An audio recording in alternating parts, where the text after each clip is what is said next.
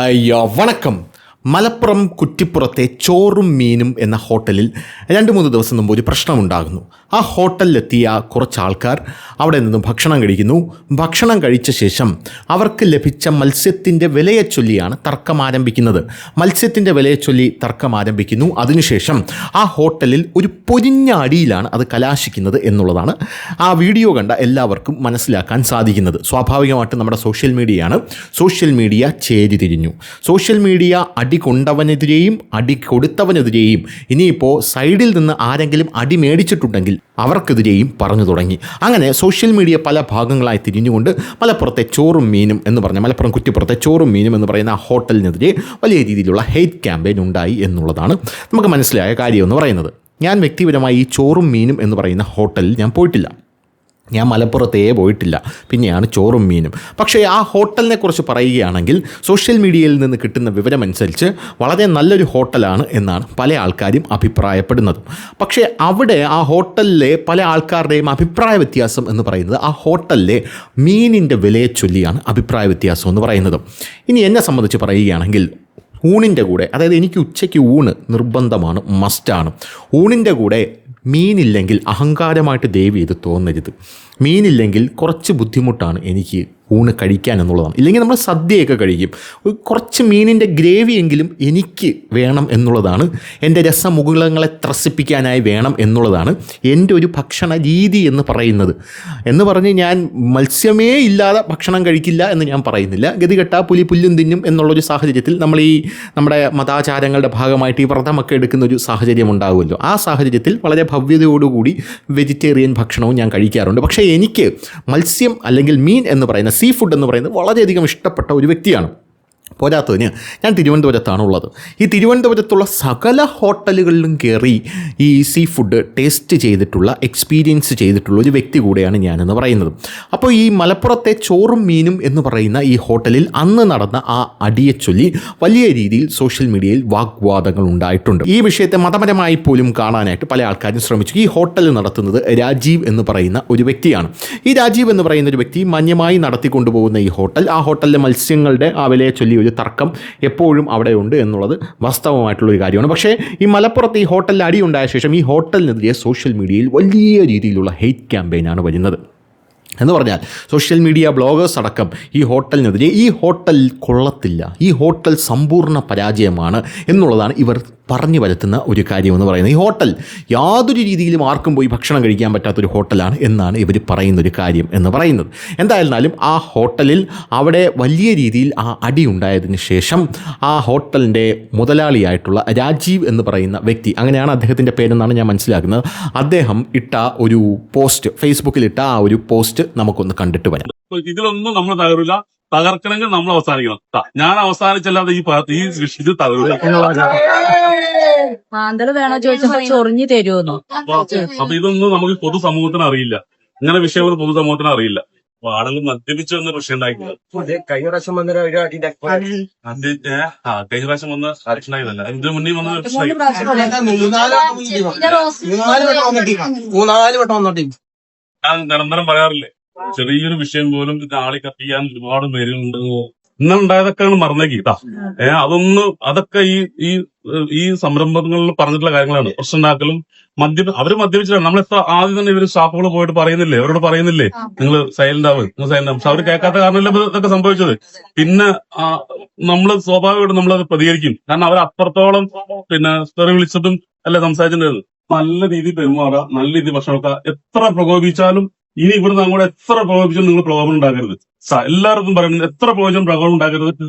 അപ്പോ ഇന്നുള്ള ഇതില് നിങ്ങൾക്ക് ആർക്കെങ്കിലും ഇതിന് ബുദ്ധിമുട്ടാക്കി ഞാൻ സോറി പറയും.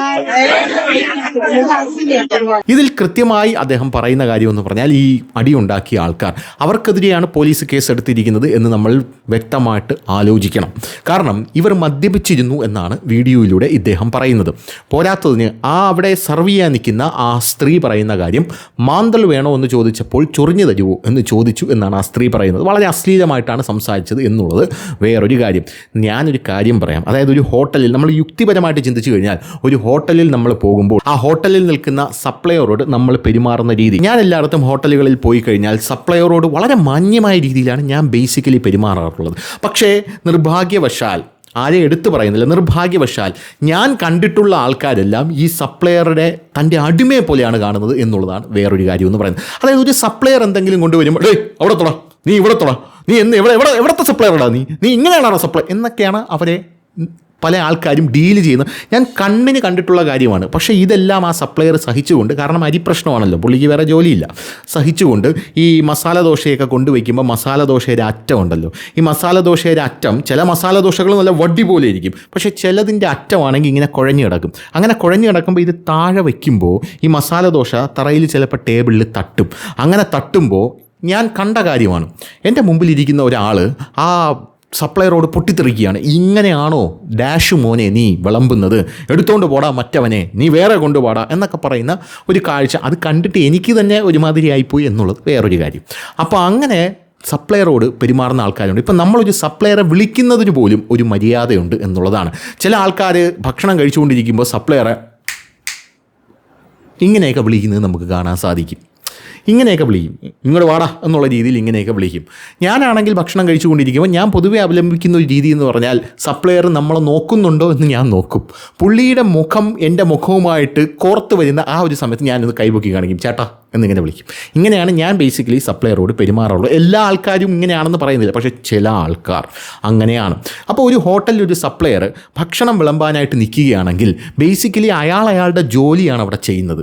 അയാൾക്ക് ആ ഹോട്ടലുണ്ടെങ്കിലേ അയാൾക്ക് അവിടെ ജോലിയുള്ളൂ. അതുകൊണ്ട് ആ ഹോട്ടൽ പൂട്ടിക്കാൻ ആ സപ്ലയർ ഒരിക്കലും ശ്രമിക്കും എന്ന് ഞാൻ വിചാരിക്കുന്നില്ല. പ്രത്യേകിച്ച് ചോറും മീനും പോലെയുള്ള ഒരു ഹോട്ടലിൽ സപ്ലയറായിട്ട് നിൽക്കുന്ന ഒരു വ്യക്തിക്ക് നല്ലൊരു ശമ്പളം കാണുമല്ലോ. അതുപോലെ ആയിരിക്കില്ല വേറൊരു ഹോട്ടലിൽ അയാൾ പോയി സപ്ലൈ ചെയ്യാൻ നിൽക്കുമ്പോൾ ശമ്പളം കുറവായിരിക്കും, അല്ലെങ്കിൽ നല്ല രീതിയിൽ കച്ചവടമുള്ള ഹോട്ടലിൽ പോയി നിൽക്കണം. ആ കച്ചവടമുള്ള ഹോട്ടലിൽ കിട്ടാൻ പാടുവാണ്. അപ്പോൾ ഈ ഹോട്ടൽ പൂട്ടിക്കാൻ ഒരിക്കലും സപ്ലയർ മെനക്കെടൂല എന്ന് നമുക്ക് അതിൽ നിന്ന് നമ്മുടെ കോമൺ സെൻസ് ഉപയോഗിച്ച് ചിന്തിച്ചാൽ നമുക്ക് മനസ്സിലാക്കാനായിട്ട് സാധിക്കും. അവിടെ വന്ന ആൾക്കാർ പ്രശ്നമുണ്ടാക്കി, അലമ്പുണ്ടാക്കി, സപ്ലയറുടെ മേൽ ചാടിക്കേറി. ഇപ്പോൾ ഒരു ഉദാഹരണം പറയുകയാണെങ്കിൽ, ഞാനൊരു മാധ്യമ പ്രവർത്തകനാണല്ലോ. ഈ അനീതി കാണുമ്പോൾ സ്വാഭാവികമായിട്ട് എൻ്റെ ഉള്ളിൽ നിന്ന് ഇങ്ങനെ തിളച്ചു വരും. ഞാനാണ് സപ്ലയറായിട്ട് ഒരു ഹോട്ടലിൽ നിൽക്കുകയാണ്. അപ്പോൾ അനാവശ്യമായിട്ട് ഒരാൾ നമ്മളടുത്ത് ഇങ്ങനെ ചാടിക്കയറുകയാണെങ്കിൽ, അമ്മച്ചിയാണെ നമുക്കറിയാമല്ലോ, അനീതി കാണുമ്പോൾ നമുക്കിങ്ങനെ തിളച്ചു വരും. ജോലിയും കൂലിയൊന്നും ഞാൻ നോക്കൂല, തൊട്ടടുത്തിരിക്കുന്ന മകടുത്ത് മണ്ട അടിച്ചിട്ട് ഞാൻ ഇറങ്ങിപ്പോകും. ഇതാണ് നമ്മുടെ ഒരു സ്വഭാവം എന്ന് പറയുന്നത്. ബേസിക്കലി അങ്ങനെ. അപ്പോൾ അങ്ങനെയുള്ള സപ്ലയർമാരും ഉണ്ട് ഈ ലോകത്ത്. അപ്പോൾ അങ്ങനെയുള്ള സപ്ലയർമാരോട് കോർക്കാനായിട്ട് പോകുമ്പോൾ അടി കിട്ടും എന്ന് മനസ്സിലാക്കിയിട്ട് വേണം അല്ലെങ്കിൽ വളരെ മാന്യമായിട്ട് പെരുമാറണം. അതായത് നിങ്ങൾ വീട്ടിൽ ഭാര്യയായിട്ട് അടി വെച്ച് അവൾ ചോറുണ്ടാക്കി തരാതെ ഹോട്ടലിൽ വന്നിരിക്കുമ്പോൾ ആ ദേഷ്യം സപ്ലയറുടെ അടുത്ത് തീർക്കരുത്. മനസ്സിലായി? നിങ്ങൾ രാജാവും പുള്ളി അടിമയുമല്ല എന്ന് മനസ്സിലാക്കുക. പിന്നെ വേറെ ചില ഹോട്ടലുകളുണ്ട്, ഇതിൽ എക്സെപ്ഷൻസ് ഉണ്ട് കേട്ടോ, ഇല്ല എന്ന് ഞാൻ പറയുന്നില്ല. എനിക്കറിയാം എക്സെപ്ഷൻസ് കമൻറ്റായിട്ട് നിങ്ങൾ ഇടുമെന്ന് എനിക്കറിയാം. ചില സപ്ലയർമാർക്ക് മുട കൂടുതലാണ്, ചില ഹോട്ടലിൽ പോകുമ്പോൾ മാറ്റി നമ്മളെ മൈൻഡ് ചെയ്യാറില്ല, അത് വേറെ കേസ്. അങ്ങനെ എനിക്കും അനുഭവം ഉണ്ടായിട്ടുണ്ട്. അതായത് ചില ഹോട്ടലുകളിൽ പോകുമ്പോൾ ചില സപ്ലയർമാർ അവിടെ ചുമ്മാ നിൽക്കുകയാണ്, നമ്മൾ വിളിച്ചാൽ പോലും ഇവർ വരത്തില്ല, നമുക്ക് ഭക്ഷണം എടുത്ത്. അങ്ങനെയുള്ള സാഹചര്യങ്ങളിൽ ഞാൻ ചെയ്യാറുള്ളൊരു കാര്യം എന്ന് പറഞ്ഞു കഴിഞ്ഞാൽ, ഞാൻ ആ ഹോട്ടലിൽ നിന്ന് ഭക്ഷണം കഴിക്കാതെ പുറത്തേക്ക് ഇറങ്ങി വേറെ ഹോട്ടൽ തേടി പോകും. ഇതാണ് നമുക്ക് വളരെ മാന്യമായിട്ട് നമുക്ക് ചെയ്യാൻ പറ്റുന്നൊരു കാര്യം എന്ന് പറയുന്നത്. വളരെ മാന്യം. ഇപ്പോൾ ഒരു ദിവസം എൻ്റെ കൂടെ ഭക്ഷണം കഴിക്കാമെന്ന ഒരു വ്യക്തി, ആ വ്യക്തി ഒരു ഹോട്ടലിൽ ഇരിക്കുമ്പോൾ ആ വ്യക്തി അസ്വസ്ഥനാകുന്നത് ഞാൻ കണ്ടു. ആ വ്യക്തി പറയുന്നത്, എത്ര നേരമായി ഇവിടെ വന്നിരുന്നിട്ട് ആരും സപ്ലൈ ചെയ്യാൻ വരുന്നില്ലല്ലോ എന്നാണ് പുള്ളിക്കാരൻ പറയുന്നത്. അപ്പോൾ ഈ ഒരു സാഹചര്യത്തിൽ ഞാൻ പറഞ്ഞു, നമുക്കൊരു കാര്യം ചെയ്യാം, നമുക്ക് ഇറങ്ങിയിട്ട് നമുക്ക് വേറൊരു ഹോട്ടലിലേക്ക് പോകാം എന്ന് പറഞ്ഞിട്ട് ഞാൻ പോകുന്നൊരു സാഹചര്യം ഉണ്ടായി. അങ്ങനെ പോയ സാഹചര്യമാണ്. അപ്പോൾ ആ പുള്ളിക്കാരൻ എന്നോട് പറഞ്ഞു, എൻ്റെ കൂടെ ഭക്ഷണം കഴിക്കാൻ വന്ന ആൾ എന്നോട് പറഞ്ഞത്, അല്ല പോകുന്നതിന് മുമ്പ് ഇവിടുത്തെ മുതലാളിയെ കണ്ട് ഇവിടുത്തെ സപ്ലയർമാരെ കുറിച്ചൊന്ന് പറഞ്ഞിട്ട് പോവാം. അപ്പോൾ ഞാൻ പറഞ്ഞു, വേണ്ട, അതിൻ്റെ ആവശ്യമില്ല. നമുക്കിപ്പോൾ ഈ ലോകത്ത് എത്ര ഹോട്ടലുകളുണ്ട്, ഇവിടെ നിന്ന് തന്നെ ഭക്ഷണം കഴിക്കണമെന്ന് നിർബന്ധമൊന്നുമില്ലല്ലോ. നമുക്കൊരു കാര്യം ചെയ്യാം, വേറൊരു ഹോട്ടലിൽ പോയി നമുക്ക് എന്ത് ചെയ്യാം, ഭക്ഷണം കഴിക്കാം. അത്രേ ഉള്ളു കേസ്. വെറുതെ എന്തിനാണ് വള്ളി പിടിക്കാൻ നിൽക്കുന്നത്? അപ്പോൾ അങ്ങനെ ഒരു രീതിയിൽ കാര്യങ്ങൾ മുന്നോട്ട് കൊണ്ടുപോകുന്നൊരു വ്യക്തിയാണ് ഞാൻ. ചില ഹോട്ടലുകളിലേക്ക് പോകുമ്പോൾ നമ്മളിങ്ങനെ ഒരു ഹോട്ടലിൽ ഒരു ഭക്ഷണം ഓർഡർ ചെയ്യും. ഇപ്പോൾ ഒരു ഹോട്ടലിൽ എനിക്കുണ്ടായ അനുഭവം, ഞാൻ പോയിട്ട് ചില്ലി ചിക്കൻ ഓർഡർ ചെയ്തിട്ട് ഞാൻ അവിടെ ഇരുന്നു. ഒരു 20 മിനിറ്റോളം ഞാൻ അവിടെ ഇരുന്നു. ഈ ഭക്ഷണം വരുന്നില്ല. എനിക്ക് മുമ്പ് വന്ന ആൾക്കാർ പോലും ഭക്ഷണം കഴിച്ചിട്ട് പോയി.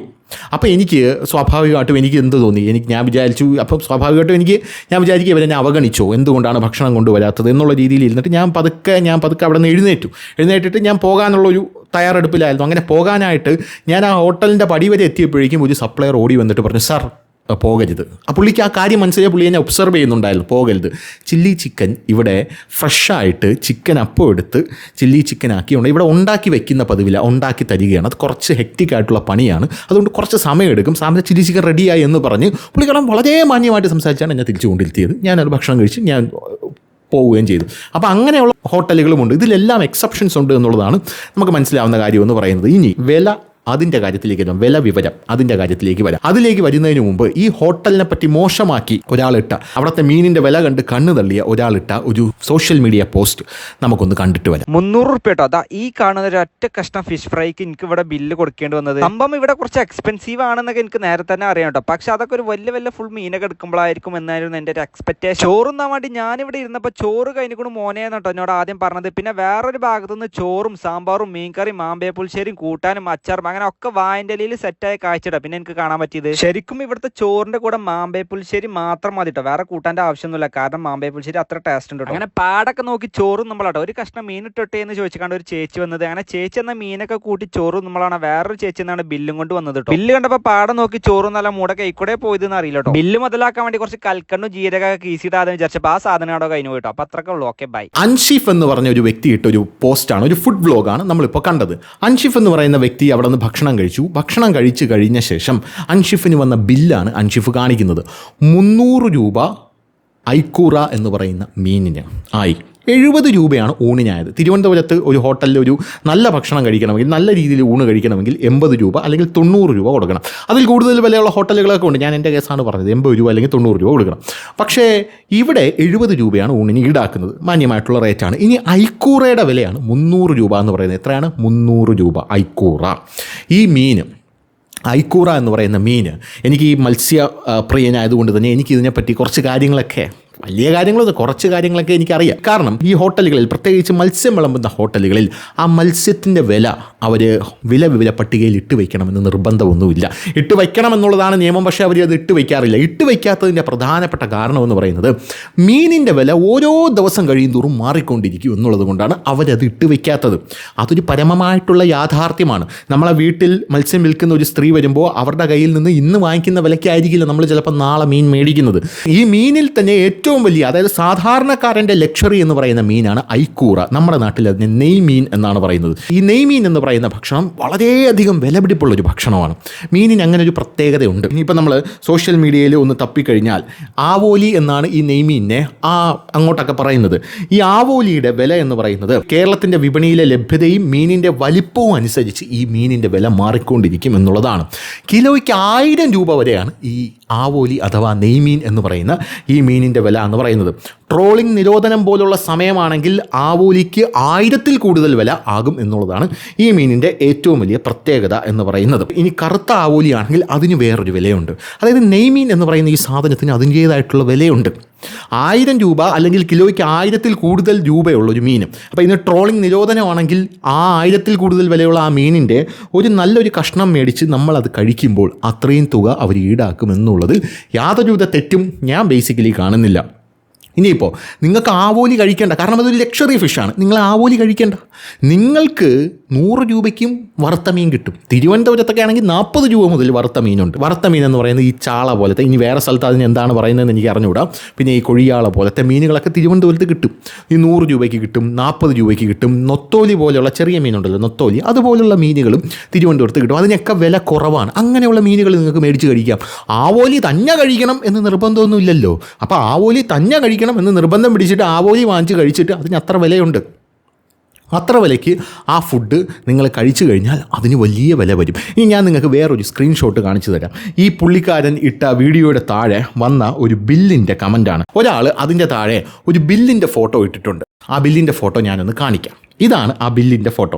ആ ബില്ലിനകത്ത് ദൂരെ നിന്ന് വരുന്നവർക്ക് കഴിച്ചിട്ട് ബില്ലടയ്ക്കാൻ പറ്റിയില്ലെങ്കിൽ EMI അവൈലബിൾ ആണ് എന്ന് പറഞ്ഞുകൊണ്ടാണ് ഇയാൾ ഈ ബില്ലിട്ടിരിക്കുന്നത്. ഈ ബില്ലിൽ അയാൾ എഴുതിയിരിക്കുന്നു, നോക്കൂ, സദ്യ മീൽസ് 5 മീൽസാണ് മേടിച്ചിരിക്കുന്നത്. 5 മീൽ. ഈ 5 മീലിനും കൂടെ 70 രൂപ, 350 രൂപ, 5 × 70 350 രൂപയാണ് മേടിച്ചിരിക്കുന്നത്.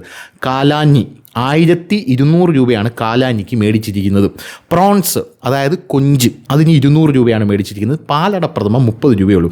ഇതിൽ ആവോലി ബിഗ് എന്നതിൽ എഴുതിയിട്ടുണ്ട് 800 രൂപയാണ് മേടിച്ചിരിക്കുന്നത്. ഇതിൽ കാലാനിയും ആവോലിയും എക്സ്പെൻസീവ് ആയിട്ടുള്ള മീനുകളാണ്. അപ്പോൾ എക്സ്പെൻസീവ് ആയിട്ടുള്ള ആ മീൻ ആവോലി എന്ന് പറഞ്ഞാൽ ബിഗ് എന്നാണ് എഴുതിയിരിക്കുന്നത്. ആവോലി ആ ബിഗ് ആയിട്ടുള്ള ആവോലിക്കാണ് 800 രൂപ അവർ മേടിച്ചിരിക്കുന്നത്. കേരളത്തിലെ വിപണിയിൽ ലഭ്യതയും മീനിൻ്റെ വലിപ്പവും അനുസരിച്ച് ആവോലിക്ക് 450 മുതൽ 1000 രൂപ വരെയാണ് വില എന്നുള്ളതാണ്. 1000 രൂപ വിലയുള്ള ബിഗ് ആവോലി മേടിച്ച് അവിടെയുള്ള ഹോട്ടലുകാരൻ നിങ്ങൾക്ക് കറി വെച്ച് തരുമ്പോൾ അല്ലെങ്കിൽ ഫ്രൈ ചെയ്ത് തരുമ്പോൾ അയാൾ 800 രൂപ മേടിക്കുന്നുണ്ട് എന്നുള്ളതാണ് കാര്യമെന്ന് പറയുന്നത്. വലിയ ആവോലി. എന്തായാലും ട്രോളിംഗ് നിരോധനം പോലുള്ള സമയങ്ങളിൽ ഈ ആവോലിക്ക് അതിലും വില കൂടും എന്നുള്ള കാര്യത്തിൽ സംശയമില്ല. അപ്പോൾ ഇങ്ങനെയുള്ള അതായത് കഴിക്കാം, അങ്ങനെ ഇത്രയും കാര്യങ്ങൾ കഴിച്ചിട്ട് 2000 രൂപയ്ക്ക് മേലെ ബില്ല് വരുന്നു എന്ന് പറയുന്നതിൽ അർത്ഥമില്ല. അല്ലെങ്കിൽ നിങ്ങൾക്ക് ആ ഹോട്ടലിൽ കയറിയിട്ട് എനിക്ക് ഇവിടുത്തെ ഭക്ഷണം അതിൻ്റെ വില അറിയണം, വില അറിഞ്ഞിട്ട് കഴിക്കണം. ഇത് പോയി കയറുകയും ചെയ്യും, വയററിയാതെ കഴിക്കുകയും ചെയ്യും. അത് കഴിഞ്ഞ് ബില്ല് വരുമ്പോൾ അത് കൊടുക്കാൻ പറ്റില്ല എന്ന് പറയുന്നത് ഒരു മാന്യതയല്ല. നിങ്ങൾക്കൊക്കെ മൃണാളിൻ്റെ ഹോട്ടലുണ്ട്, മൃണാൾ വെങ്കലത്ത്. അവിടെ നിങ്ങൾക്ക് 20 രൂപയ്ക്ക് മറ്റേ അവിയലൊക്കെ കിട്ടും. ഒരു കിണ്ണത്തിലൊരു ഉമ്പിടി കിണ്ണത്തിൽ അവിയൽ കിട്ടും. പിന്നെ നിങ്ങൾ അവിയൽ മേടിക്കണമെങ്കിൽ ഒരു 20 രൂപ കൊടുത്താൽ മതി. പിന്നെ ഈ സപ്ലയർമാരുടെ ശല്യമൊന്നുമില്ല. അവിടെ നിങ്ങൾ തന്നെ കഴിച്ച് കഴിഞ്ഞ് കൈയൊന്നും കഴുകാതെ എന്ത് ചെയ്യും, നിങ്ങളിപ്പോൾ കഴിച്ചുകൊണ്ടിരിക്കുന്നതിന് നിങ്ങൾ അവിയൽ തീർന്നു. അവിയൽ തീരുമ്പോൾ എന്ത് ചെയ്യും, നിങ്ങൾക്ക് വീണ്ടും അവിയൽ വേണം. നിങ്ങൾ ആ കഴിച്ചുകൊണ്ടിരിക്കുന്ന കയ്യിൽ നിങ്ങൾ എഴുന്നേറ്റ് അതുവഴി നടന്ന് ടോക്കൺ എടുത്ത് ക്യൂ നിന്ന് വീണ്ടും ഒരു കിണ്ണ അവിയലും വാങ്ങിച്ചുകൊണ്ട് അവിടെ വന്നിരുന്ന് വീണ്ടും കഴിക്കുക എന്നു. ആ കാര്യം വെച്ച് നോക്കുകയാണെങ്കിൽ മൃണാളും മിടുക്കനാണ്. ഈ സപ്ലയറിൻ്റെ മേലെ ചാടി കയറണ്ടല്ലോ ആർക്കും. നിങ്ങൾ തന്നെയാണ് അവിടുത്തെ സപ്ലയർ എന്ന് പറയുന്നത് പോലെയാണ് കാര്യങ്ങളുടെ കിടപ്പെന്ന് പറയുന്നത്. ഇനി ഇതിൻ്റെ വേറൊരു സൈഡ് എന്ന് പറയുന്നത് ഈ ഹോട്ടലിൻ്റെ പ്രശസ്തി കണ്ട് ഈ ഹോട്ടലിനെ തകർക്കാനുള്ളൊരു ശ്രമം ഒരു സൈഡിൽ കൂടെ നടക്കുന്നു എന്നുള്ളത് വേറൊരു ആരോപണമാണ്. എന്തായിരുന്നാലും ഈ ഹോട്ടലിനെ കുറിച്ച് ഞാൻ ഇങ്ങനെ ശ്രദ്ധിക്കാത്തൊരു മനുഷ്യനാണ്. പക്ഷേ ഇതിനെക്കുറിച്ചുള്ള വ്ളോഗ്സ് എൻ്റെ സോഷ്യൽ മീഡിയയിൽ വന്നപ്പോൾ സ്ട്രൈക്ക് ചെയ്ത കാര്യം എന്ന് പറഞ്ഞാൽ ഐക്കൂറ, അതായത് നെയ്മീൻ 300 രൂപ. ഞാൻ കഴിഞ്ഞ ദിവസം ഇവിടെ വളരെ ഫേമസ് ആയിട്ടുള്ളൊരു ഹോട്ടലുണ്ട്, എനിക്ക് ഇഷ്ടപ്പെട്ടൊരു ഹോട്ടലാണ്, മൺചട്ടി എന്നാണ് ആ ഹോട്ടലിൻ്റെ പേര്. അവിടെ പോയിട്ട് ഞാൻ ഊണ് കഴിച്ച് പുറത്തിറങ്ങിയപ്പോൾ എനിക്ക് 2 പേര് ഊണ് കഴിച്ച് പുറത്തിറങ്ങിയപ്പോൾ 450 രൂപയാണ് ആയത്. അതായത് അവിടെ നിന്ന് കഴിച്ച നല്ല ഗംഭീര ഊണാണ്. പുളിശ്ശേരി എന്നൊക്കെ പറഞ്ഞാൽ ഉണ്ടല്ലോ, നമ്മളതിങ്ങനെ കോരി കുടിക്കുക. നാക്കിന്ന് വെള്ളം പറഞ്ഞു. അങ്ങനെ കോരി കുടിക്കാൻ പറ്റുന്ന പുളിശ്ശേരിയാണ്. പോരാത്തതിന് നമ്മളവിടെ ചെല്ലുമ്പോൾ അവിടെ ടേബിളിൽ ഇരിക്കുമ്പോൾ നമുക്ക് ഈ ഫിഷിൻ്റെ ഗ്രേവിയൊന്നും ചോദിക്കേണ്ട ആവശ്യമില്ല. ഒരു ചട്ടി നിറച്ച് ഫിഷിൻ്റെ ഗ്രേവി ഇങ്ങനെ ചിരട്ട തവിയൊക്കെ ഇട്ട് ഇങ്ങനെ വച്ചിരിക്കും. നമ്മൾ കുറച്ച് ചോറൊക്കെ അതിനകത്തോട്ട് എടുത്തിട്ടിട്ട് ആ ചോറിൻ്റെ നടുക്കൊരു കുഴി ഇങ്ങോട്ട് കുഴിക്കണം. കുഴി ഇങ്ങനെ കുഴിച്ചിട്ട് കുറച്ച് ഗ്രേവി ആ കുഴിക്കാതെ ഇങ്ങനെ ബ്ലിബിളും എന്ന് പറഞ്ഞെടുത്ത് ഒഴിക്കുക. എന്നിട്ട് ആ ഗ്രേവി എന്ത് ചെയ്യുക, ഈ ചോറ് കൊണ്ട് അങ്ങ് മൂടിയിട്ട് ആ കുഴി ഒന്നിങ്ങനെ ഇളക്കുമ്പോൾ മൊത്തം ഒന്ന് പരക്കും. അങ്ങനെ പരന്നിട്ട് കുറച്ച് അവിയലും കുറച്ച് പുഴുക്കും കുറച്ച് തോരനും എല്ലാം കൂടെ എടുത്തിട്ടിട്ട് സൈഡിൽ ഒരു അച്ചാർ കാണും. ആ അച്ചാറിൻ്റെ ഒരു പീസ് ഏതായാലും കുഴപ്പമില്ല, ഒരു പീസ് മാങ്ങയാണെങ്കിൽ മാങ്ങയുടെ ഒരു പീസ് എടുത്തിട്ട് അതിൻ്റെ മുകളിലൊന്ന് ഡെക്കറേറ്റ് ചെയ്യാനായിട്ട് വയ്ക്കുക. എന്നിട്ട് ഇങ്ങനെ ഉരട്ടി ഇങ്ങനെ എടുത്തിട്ട് ഇങ്ങനെ ഒന്ന് തിന്നുമ്പോൾ ഉണ്ടല്ലോ കിട്ടുന്നൊരു മനനിമ്മതി നമുക്ക് വേറെ ഒരിടത്തും കിട്ടില്ല. അപ്പോൾ കാണാം മീനും കൊണ്ട് നമ്മുടെ ചേട്ടന്മാർ വരും. ചേട്ടന്മാർ വന്നിട്ട് ഏത് മീൻ വേണമെന്ന് ചോദിക്കും. നോക്കുമ്പോൾ ചേട്ടാ അയല, ഓക്കെ. എന്നിട്ട് ഇപ്പുറത്തെ ഏതാ മീൻ, അപ്പോൾ അവർ പറയും, എനിക്കുണ്ടായ അനുഭവമാണ്, അതാ മെനങ്ങാന്ന് അവർ പറയും ഇത് മറ്റേ കിങ് ഫിഷ്, അതായത് നമ്മുടെ നെയ്മീൻ. അപ്പം ഞാൻ ചോദിച്ചു ഇത് ചെറുതല്ലേ നെയ്മീൻ, അത് വളരെ ചെറിയൊരു നെയ്മീനാണ് കൊണ്ടുവന്നത്. അപ്പോൾ ആ പുള്ളിക്കാരൻ എന്നോട് പറഞ്ഞ ചേട്ടാ വലിയ പീസുണ്ട്, പക്ഷേ അത് ഇനി പൊരിച്ചെടുക്കണം. ഞാൻ പറയും കുഴപ്പമില്ല കൊണ്ടുവാ എന്ന് പറഞ്ഞ് ഞാൻ ഇങ്ങനെ വെയിറ്റ് ചെയ്തിരുന്നു. അപ്പോൾ അവർ പോയിട്ട് ഈ ചെറിയ കഷ്ണത്തിൻ്റെ കൂടെ വേറൊരു കഷ്ണം കൂടെ കൊണ്ടുപോയി. ഞാൻ പറഞ്ഞു വലിയ പീസ് നോക്കിയിട്ട് കണ്ടില്ല, ചേട്ടൻ ഒരു കാര്യം ചെയ്യും, തൽക്കാലം ഈ 2 പീസ് കഴിച്ച് ദൃതങ്ക പുളകിതനാവുമെന്ന് പറഞ്ഞു. 2 എന്ന് പറഞ്ഞാൽ ആ 2 കിങ് ഫിഷും കൂടെ ഞാൻ അടിച്ചു. അതായത് അവിടെ ഈ മീനിൻ്റെ വലിപ്പത്തിനനുസരിച്ചാണ് വില. അത് കിങ് ഫിഷും അങ്ങനെയാണ്, വലിപ്പം കുറഞ്ഞ പീസിന് അതിൻ്റേതായിട്ടുള്ള വില, വലിപ്പം കൂടിയ പീസാണെങ്കിൽ അതിൻ്റേതായിട്ടുള്ള വില വരും. അവിടെ നിന്ന് 2 പേര് ചേർന്ന് ഭക്ഷണം കഴിച്ച് 700 രൂപ വരെ ബില്ല് എനിക്ക് വന്നിട്ടുണ്ട്. അങ്ങനെ ബില്ല് വരികയാണെങ്കിൽ നമ്മൾ ആ മീനിൻ്റെ സൈസ് അനുസരിച്ചാണ് അതിന് ബില്ല് വരുന്നത് എന്നുള്ളതാണ് വേറൊരു കാര്യം എന്ന് പറയുന്നത്. അപ്പോൾ ഇതൊക്കെയാണ് ഇതിൻ്റെ പിന്നിലെ സംഭവങ്ങളെന്ന് പറയുന്നത്. പൊതുജനങ്ങൾക്ക് ഇതെന്താണ് മനസ്സിലാവാത്തതെന്ന് എനിക്ക് എത്രയായിട്ടും മനസ്സിലായിട്ടില്ല. കാരണം ഫിഷ് എന്ന് പറയുന്ന സാധനം അതിന് ഓരോ ദിവസം കഴിയുന്തോറും റേറ്റ് അങ്ങോട്ടും ഇങ്ങോട്ടും മാറിക്കൊണ്ടിരിക്കും എന്നുള്ളത് കൊണ്ടാണ്. കൺവിൻസ് ആയെന്ന് കരുതുന്നു. ഇനി കൺവിൻസ് ആയില്ലെങ്കിൽ എനിക്കൊന്നും ചെയ്യാൻ പറ്റില്ല, എനിക്ക് ഇങ്ങനെയൊക്കെ പറയാൻ അറിയാം. അപ്പോൾ ശരി.